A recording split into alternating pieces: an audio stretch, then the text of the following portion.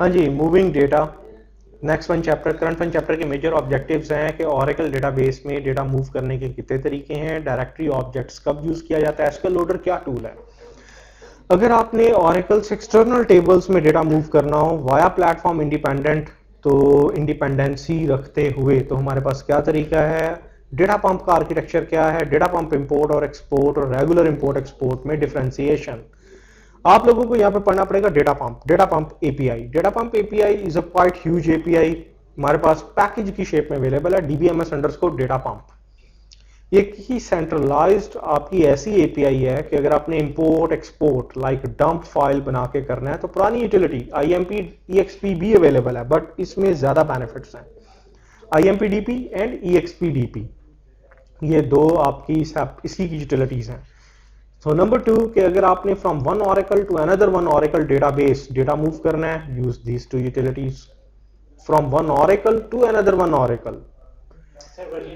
हाँ, ये बेसिकली हमारे पास बैकअप में आपने दो टाइप्स पढ़ी थी बैकअप की, एक आपने पढ़ी थी फिजिकल, आज तक जितना भी आपने पहले बैकअप की टाइप्स पढ़ी सारी physical, and this one is logical.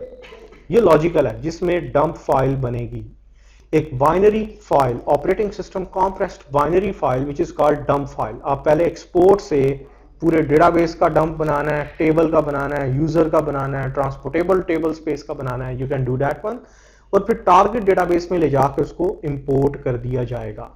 लेकिन जो फाइल बनेगी वो ऑपरेटिंग सिस्टम स्पेसिफिक फाइल बनेगी, ठीक है।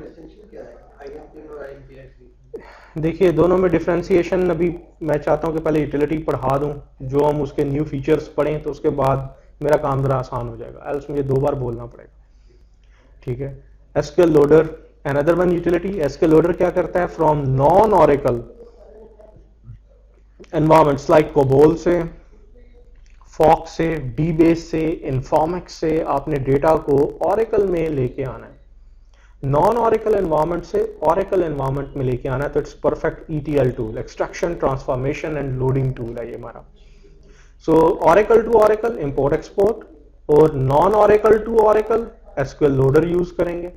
इसी तरह से अगर आप नेटिव एपीआई यूज करना चाहते हैं, से एसक्यूएल सर्वर में डेटा पड़ा हुआ है, आपको एसक्यूएल प्रोसीजर या जावा प्रोसीजर या प्रो सी प्रोसीजर या सी प्रोसीजर लिखना चाहते हैं, यूज अदर क्लाइंट मेथोडोलॉजी, ठीक है। सारी मेथोडोलॉजीज डेटा पंप के ऊपर बेस करती हैं। डेटा पंप हमें डिफरेंट फैसिलिटीज देता है, लाइक के डेटाबेस का मेटा डेटा गेट करना है तो मेटा डेटा एपीआई इसमें प्रेजेंट है।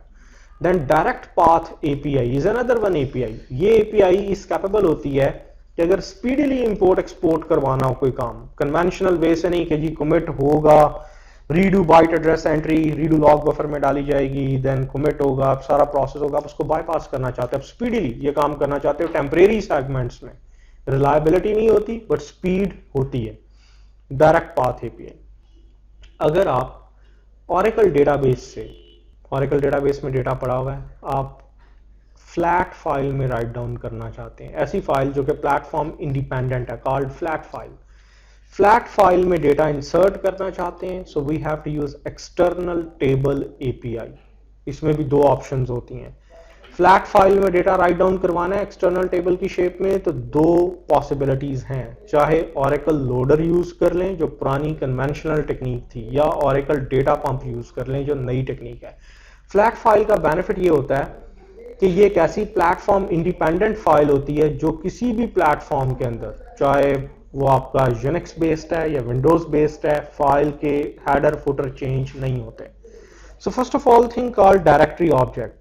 ऑरेकल कॉर्पोरेशन ने अब हमारे पे रिस्ट्रिक्शन लगा दी है कि अगर किसी भी डेवलपर को आपने कोई डायरेक्टरी का पाथ देना है, जैसे कि U01 app oracle admin ORCL DP dump, ये एक फोल्डर है, आप चाहते हैं कि आपका कोई यूजर इस फोल्डर में रीडिंग कर सके, राइटिंग कर सके, तो आप डायरेक्ट उसको ये एलियस नहीं बताएंगे, आप डायरेक्ट ये नहीं बताएंगे कि भाई यहाँ पे चीज राइट डाउन कर लो ये पाथ है, नो, आप इसका एक एलियस बनाएंगे, उस एलियस को हम क्या कहते हैं, डायरेक्टरी।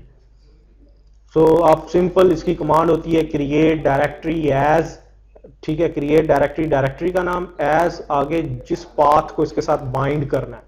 यूजर्स को आप इस डायरेक्टरी के ऊपर किसके राइट्स देते हैं, रीडिंग के, राइटिंग के, जिस यूजर के पास राइटिंग के राइट्स हैं वो इस लोकेशन में चाहे तो कोई भी फाइल्स राइट डाउन करे, ओवरराइट करे, एग्जीक्यूट करे। जिसके पास रीडिंग की है वो सिर्फ इस डायरेक्टरी में कोई मैनिपुलेशन नहीं कर सकता, एग्जिस्टिंग फाइल्स को रीड अप कर सकता है। सो हमारे पास, क्योंकि आपने ये जो डिफरेंट यूटिलिटीज यूज करनी है, ऐसे इंपोर्ट एक्सपोर्ट, इसकी फाइल बननी है डंप फाइल। डंप फाइल कहाँ पे बननी है? आपके पास स्पेसिफिक पाथ पे बननी है। अब कुछ बिल्ट इन डायरेक्टरी ऑब्जेक्ट पहले के बने पड़े हैं, जैसे डेटा पंप DIR, ये data pump DIR, data pump DIR क्या पे करता है? U01 app Oracle admin ORCL DP dump. अब ये पहले की डायरेक्टरी, आपकी मर्जी है इस डायरेक्टरी को यूज करना है कर लें, नहीं करना चाहते अपनी नई डायरेक्टरी ऑब्जेक्ट बना लें, ठीक है, यूजर को उसके ऊपर राइट्स दे दें। सो इंपोर्ट एक्सपोर्ट पे जाने से पहले हम सबसे पहले SQL लोडर करते हैं। SQL लोडर एक टूल है जो नॉन ऑरेकल एनवायरनमेंट से ऑरेकल एनवायरनमेंट में डेटा लेके आता है। इसकी 3 तरह की इनपुट फाइल्स होती हैं। एक फाइल को कहते हैं कंट्रोल फाइल, इसकी एक्सटेंशन CTL होती है, ये आपने खुद लिखनी होती है, इसका डेटाबेस की कंट्रोल फाइल से कोई ताल्लुक नहीं, ठीक है।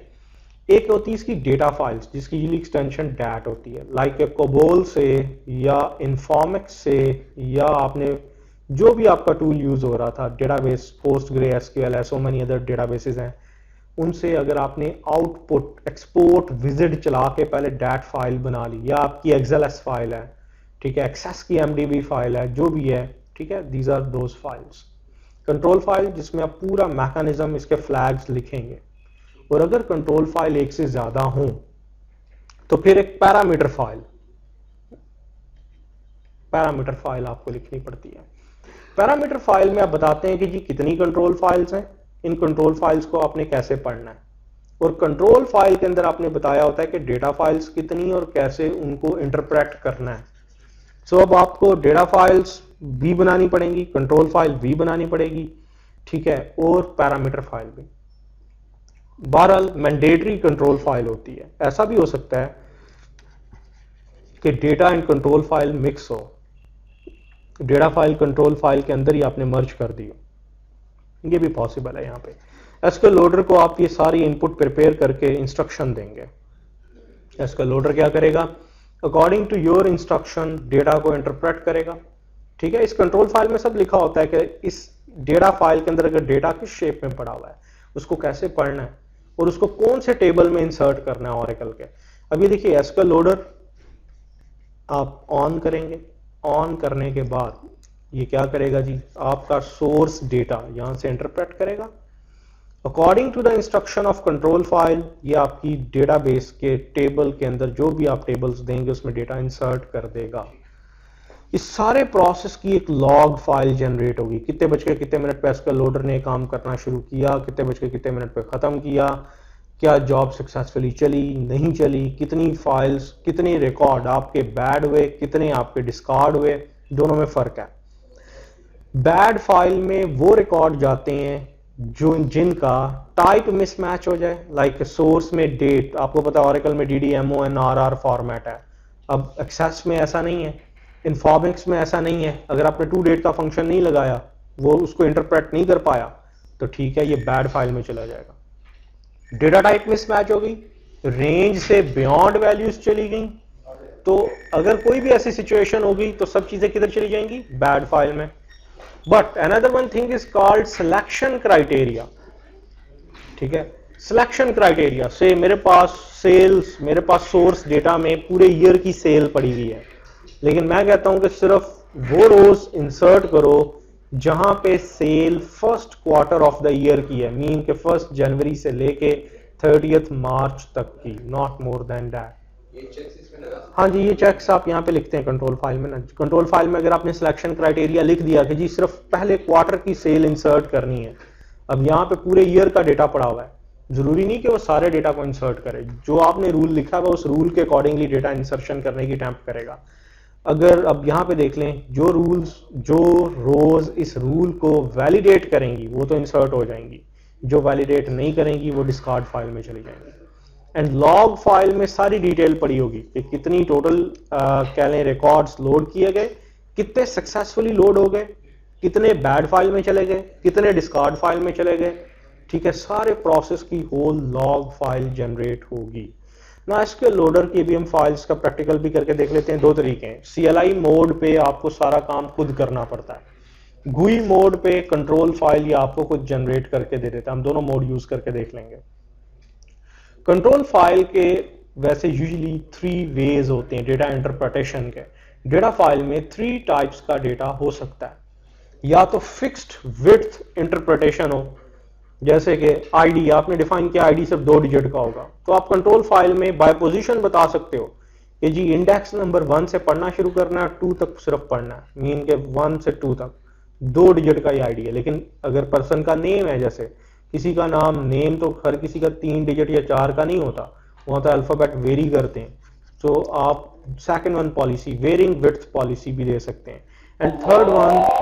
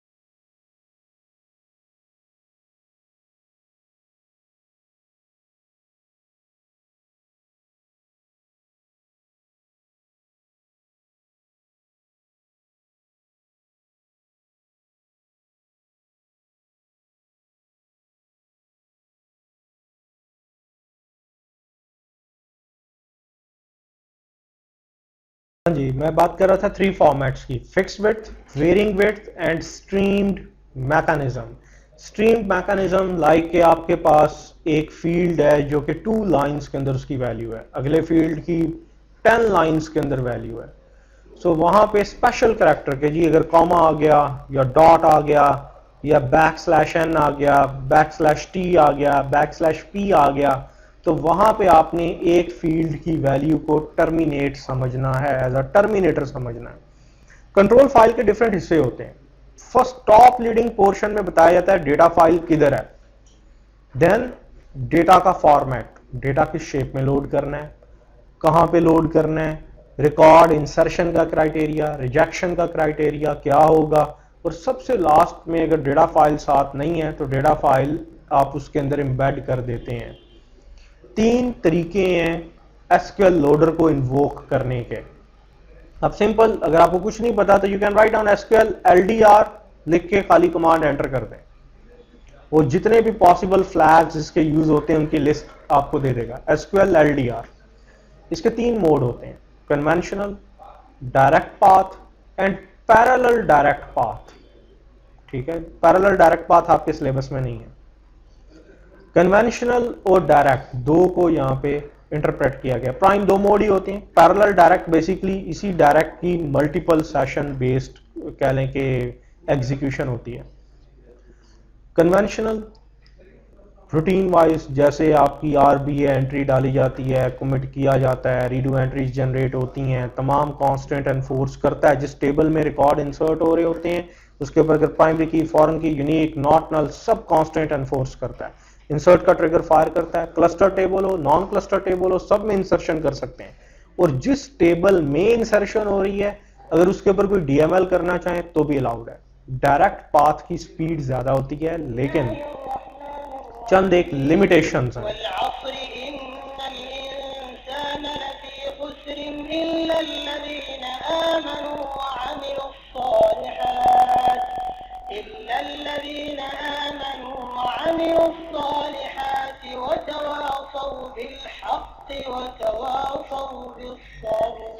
लाइक इनिशियली डेटा सेव पे चलता है। डेटा सेव क्या होता है, जैसे अगर आप 1 लाख रिकॉर्ड इंसर्ट कर रहे हैं तो यहाँ पे तो वो खुद ही कर लेगा कि हर 1000 रिकॉर्ड के बाद कमिट फायर हो जाए। अगर ऑपरेशन रन टाइम पे अबॉर्ट हो गया तो जिन रिकॉर्ड्स की इंसर्शन के बाद कमिट कॉल हो गया वो परमानेंट सेव हो गए। डेटा सेव में ऐसा नहीं होता। डायरेक्ट पाथ लोड में डेटा सेव्स बनाए जाते हैं। डेटा सेव सीधे आपके टेम्परेरी सेगमेंट्स में जाके इंसर्ट होते हैं। अगर चीज कमिट हो जाए तो वो देखता है कि आपके टेबल पे हाई वाटर मार्क किधर लगा हुआ है, उस हाई वाटर मार्क से आगे वो चीजें इंसर्ट कर देता है, साथ लाके वो रिकॉर्ड मर्ज कर दिए जाते हैं। यहाँ पे रीडू बहुत कम जनरेट होती है, सिर्फ लाइक उसमें इतनी इंफॉर्मेशन होती है कि कितने एक्सटेंट्स, जब कभी नया एक्सटेंट एलोकेट होना होगा तो आपकी एक redo byte address entry generate हो जाएगी। सिर्फ PK, unique, not null enforce होता है, इंसर्ट ट्रिगर फायर नहीं होता। क्लस्टर टेबल में रिकॉर्ड इंसर्शन नहीं कर सकते। जिस टेबल में इंसर्शन कर रहे हैं आप एसक्यूएल लोडर के थ्रू, अगर आप डायरेक्ट पाथ लोड यूज करते हैं तो आप उसके ऊपर डीएमएल नहीं कर सकते उतनी देर जब तक कि ये ऑपरेशन कंप्लीट नहीं हो जाता। And parallel direct path load mode ये होता है कि पैरेलल मोड में आप डायरेक्ट पाथ को इन्वोक करते हैं। जब आपको लॉट ऑफ वैल्यूज इंसर्ट करनी होती हैं then you have to use that one. अब एक काम कर लेते हैं, पहले इसकी एक GUI बेस्ड देख लेते हैं और फिर इसकी एक CLI बेस्ड एग्जांपल देख लेते हैं। एक फ्लैश ड्राइव दें मुझे।